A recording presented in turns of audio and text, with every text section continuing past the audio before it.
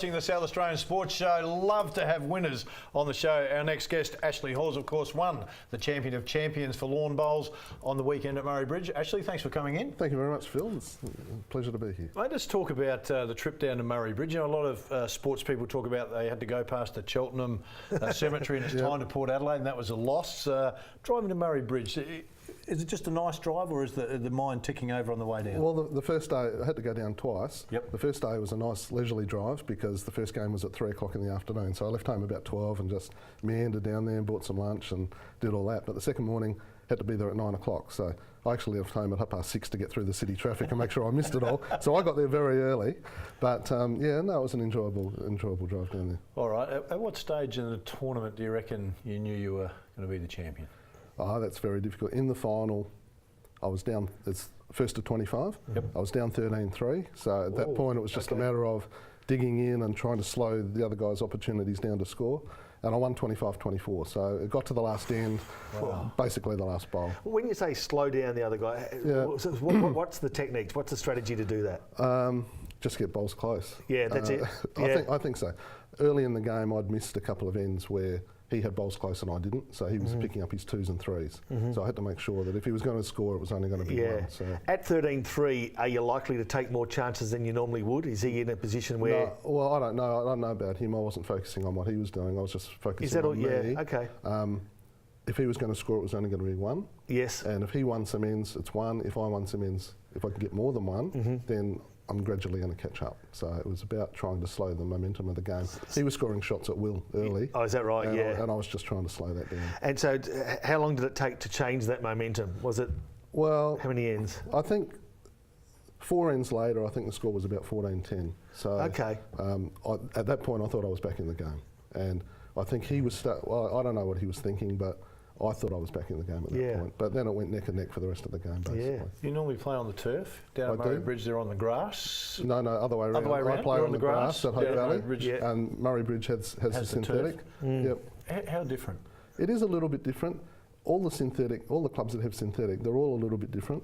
Murray Bridge was nice. It was faster than we would have, well, I won't say we would have liked, but it was probably faster than we expected it, or I expected it to be. And did that play a part in you being down 13-3, you reckon? No, not really. So not really. You'd adjusted by then? It was, yeah, that was the 3rd game I'd played on, so there was no excuse for that. It was quite windy as well, so that played a few tricks as well. When you go into something like that, do you anticipate you're capable of winning it, or does it just you just need that run of that momentum? Oh, I think you need a bit of luck. It was the 4th time I'd played in the Champion of Champions. I've been lucky enough to win Hope Valley's club championship 4 times. Yes. And the first time I played in it 4 years ago, I got to the final, but that was really more luck than good judgment. I really didn't know what I was doing. I was just playing bowls and I happened to win and got right through. This time around, I thought, well, I've been there 4 times. I don't think there's an excuse for not winning it. That's what I tried to convince myself. Yeah. But then when you get down there, you've got to pay, obviously you pay respect to your opponents and you play it hard, and luckily if things go the right way for you, you finish in front. You talk about your first time, you thought you were just lucky, you were happy to go. This time you were going to win it. Was your preparation any different? I think my preparation was a little bit different. I think when the first time I went, it was the highest standard of competition I'd played in. And I think there's that little person inside you telling you, are you good enough to play? And this time around, I've had some experience playing against guys in the state team at singles, and I've had a bit of success. And I thought this time around, I don't care who I'm playing, I think I'm capable of winning the game. So probably a different mindset and a more confident mindset. All right, the Nationals are in October now in Melbourne. Yeah, your mindset? You know you can win that, don't you? And we're expecting you to win it now. So, well, the National Champion of Champions, the winner from each state and territory, so it's an 8-man field. The format is it's over 3 days, a full round robin, so you play 7 matches over the 3 days, and whoever's top of the table after that wins it. That in itself is a great experience. It is going to be a great experience, and I think the last couple of years when I've played my club tournaments, each game I've played, I've thought, I want to play in the State Champion of Champions, and this is a stepping stone. And I think this time around, I thought at each game at Murray Bridge, I thought I want to play in the Australian Champion of Champions, and this is a stepping stone. So it was a bit of a different mindset this time around than previously. Not till October at Keilor. How will you prepare between now and then? Well, I'm going to the Australian Open on the Gold Coast, playing the Australian Open, which there's a whole bunch of South Australians going up there to play. So that's in June.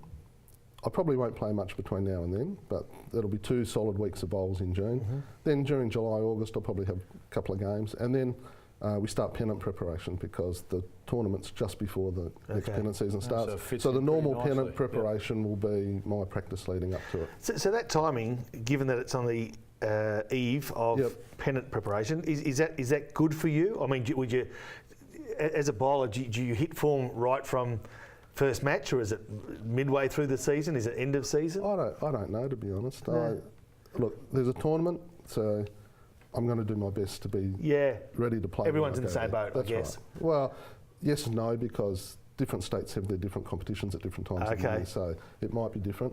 I'm thinking about the fact that in Melbourne the greens are probably a little bit heavier than most other places, so I'm going with the attitude that 7 of us are going to be facing new conditions, Yes. and the other bloke's a Victorian, so I want to beat him anyway. So And we watch it.